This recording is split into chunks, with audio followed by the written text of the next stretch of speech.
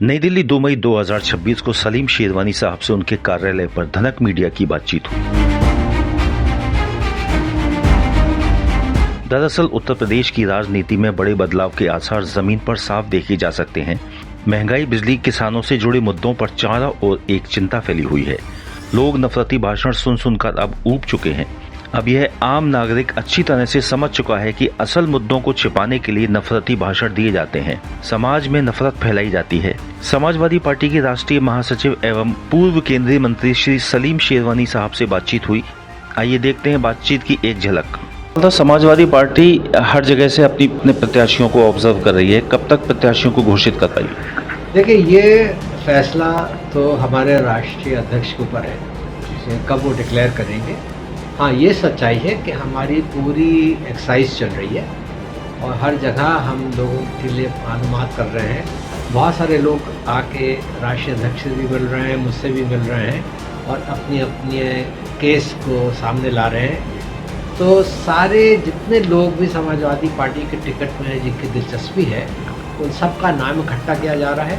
उसके बाद उनकी जांच हो रही है और जांच होने के बाद हमारी ये कोशिश रहेगी कि उस उम्मीदवार को हम लोग टिकट दें जो हमारी सीट जीत के हमारे खाते में डालेगा।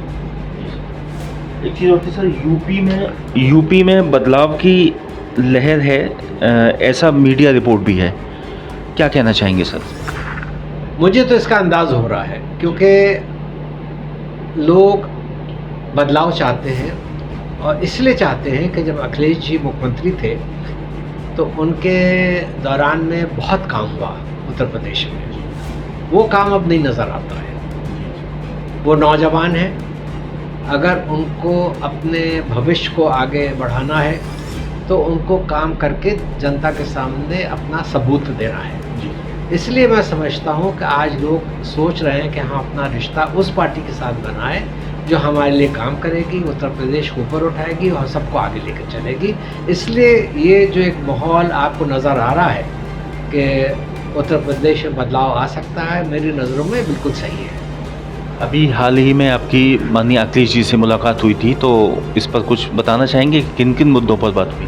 देखिए, हम लोग जब मिलते हैं तो हम अक्सर यही बात करते हैं कि हम पार्टी को कैसे मजबूत करें, पार्टी को कैसे आगे बढ़ाएं, पार्टी की छवि और बेहतर कैसे करें। और बहुत सारे लोग जो मुझसे मिलते हैं, मैं उनको लेके अखिलेश जी से मिलवाता हूँ। तो जहाँ जहाँ मैं समझता हूँ कि ये अच्छे उम्मीदवार होंगे या इनके आने से पार्टी को ताकत मिलेगी, तो मेरा फ़र्ज़ बनता है कि हम अपनी पार्टी को मजबूत करने के लिए उनको अपनी पार्टी में जोड़ें और उनको आगे लेके चलें। तो मेरी जब भी मैं जाता हूँ, अखिलेश जी से मिलता हूँ, इन्हीं मुद्दों पे बात होती है कि पार्टी को हम कैसे मजबूत करें और जो हमारा लक्ष्य है कि 2027 से समाजवादी पार्टी की सरकार बने, उसको हम कैसे पूरा करें। सर, रिसेंटली एलपीजी के रेट एक साथ बढ़े हैं और इससे पहले बिल्कुल सब कुछ ठीक ठाक था, तो क्या ये बंगाल इलेक्शन की वजह से कुछ?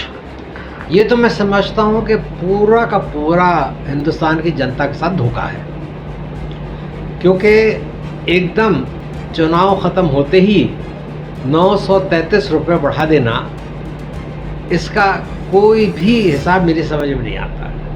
जब डॉक्टर मनमोहन सिंह जी की सरकार थी, उस वक्त एक बहुत बड़ी क्राइसिस हमारे सामने आई थी, मगर उन्होंने संभाला। उन्होंने कभी भी पब्लिक को उसका भार नहीं पब्लिक पे डाला। आज तो ये, और सबको ये मालूम था कि चुनाव के वक्त नहीं बढ़ाएंगे, चुनाव होते ही ये फ़ौरन कीमतें बढ़ा देंगे। ये हमेशा का इनका दस्तूर रहा है। तो मैं तो समझता हूँ ये पब्लिक के साथ धोखा है। बहुत शुक्रिया सर।